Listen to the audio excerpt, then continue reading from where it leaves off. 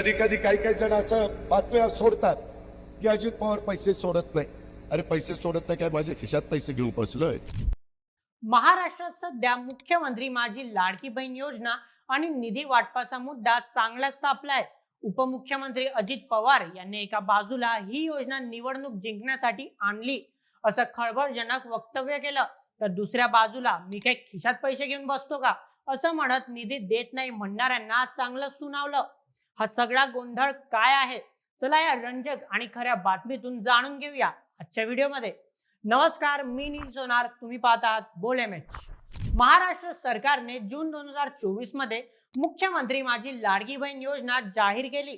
21 ते 65 वयोगटातील महिलांना ज्यांचं कौटुंबिक उत्पन्न 2,05,000 रुपयांपेक्षा कमी आहे, दरमहा 1,500 रुपये देण्याचा हा प्लॅन ठरवला. 46,000 कोटी रुपयांचं बजेट ठरवून सप्टेंबर 2024 पर्यंत 1,06,00,000 महिलांना 4,787 कोटी रुपये मिळाले. पण 20 नोव्हेंबर 2024च्या विधानसभा निवडणुकीपूर्वी 5 हप्त्यात 7500 रुपये वाटले गेले.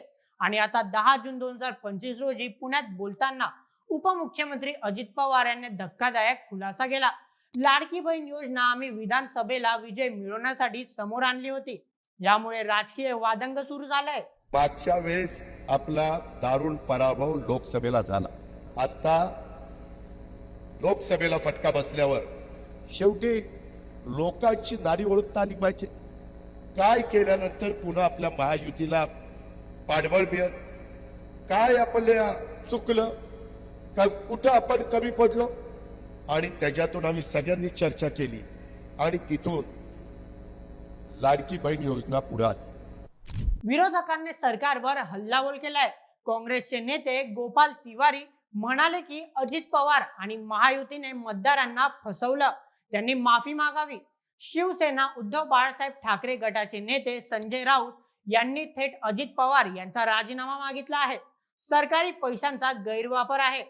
एनसीपीचे नेते शरद पवार यांनीही सांगितलं, महायुतीने योजना बंद होईल अशी भीती दाखवून 4,40,00,000 महिला मतदारांचे मन जिंकले, ज्यामुळे 1-2% मतदान वाढलं. पण अजित पवार ठाम आहेत, योजनेसाठी 35,000 कोटी मंजूर आहेत. सर्व मंजुरीनंतरच हे झालं असं त्यांनी स्पष्ट केलं. उपमुख्यमंत्री एकनाथ शिंदे यांनीही याचं कौतुक केलं. हा सुपरहिट फॉर्म्युला होता असं त्यांनी सांगितलं.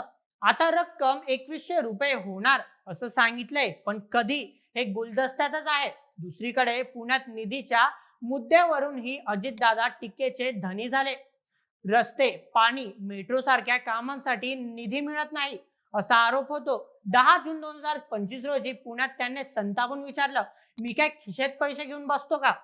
की अजित पवार पैसे सोडत नाही. अरे पैसे सोडत नाही काय, माझ्या खिशात पैसे घेऊन बसलोय?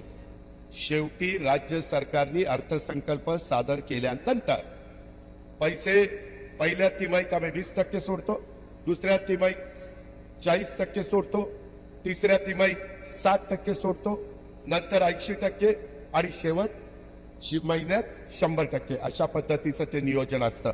बजेट आणि निधी वाटपात अर्थ नियोजन खातं आणि कॅबिनेटच्या मंजुरीच्या प्रक्रियेचा भाग असतो असं त्यांनी सांगितलं. महाराष्ट्रावर 7,00,000 कोटींचं कर्ज असताना सर्व मागण्या लगेच पूर्ण करणं कठीण आहे. पण अजित पवार यांनी सगळं व्यवस्थित चाललंय असा दावा केला. दरम्यान काही अपात्र लोकांना पैसे मिळाल्याने सरकार कडक तपासणी करते आणि 30 ते 35 लाख महिला योजनेतून बाहेर पडू शकतात असंही समजतंय. लाडकी बहीण योजना आणि निधी वाटपाचा हा गोंधळ महाराष्ट्राच्या राजकारणात नवा ट्विस्ट घेऊन आलाय. अजित पवार, एकनाथ शिंदे यांच्या महायुती सरकारने खरंच महिलांसाठी पाऊल उचललंय की निवडणूक जिंकण्याचा डाव खेळलाय? शरद पवार, संजय राऊत, गोपाल तिवारी यांच्या टीकेने वातावरण तापलंय. ही योजना सक्षमीकरणाची आहे की राजकीय खेळ? आणि निधीचा पेच कधी सुटेल? तुम्हाला काय वाटतं? आम्हाला तुमचं मत नक्की कळवा. हा होता महाराष्ट्राचा राजकीय आणि सामाजिक नाट्याचा ताजा अपडेट. अजित पवारांचा खुलासा, लाडकी बहीण योजनेचा वाद आणि निधीचा गोंधळ, यापुढे काय घडणार? उपमुख्यमंत्री एकनाथ शिंदे 2,100 रुपये कधी देणार? आम्ही तुम्हाला अशा रंजक आणि खऱ्या बातम्या देत राहू. आमच्या सोबत राहा. आणि अशाच व्हिडिओकरिता सबस्क्राईब करायला विसरू नका. बोल MH आपल्या युट्यूब चॅनलला.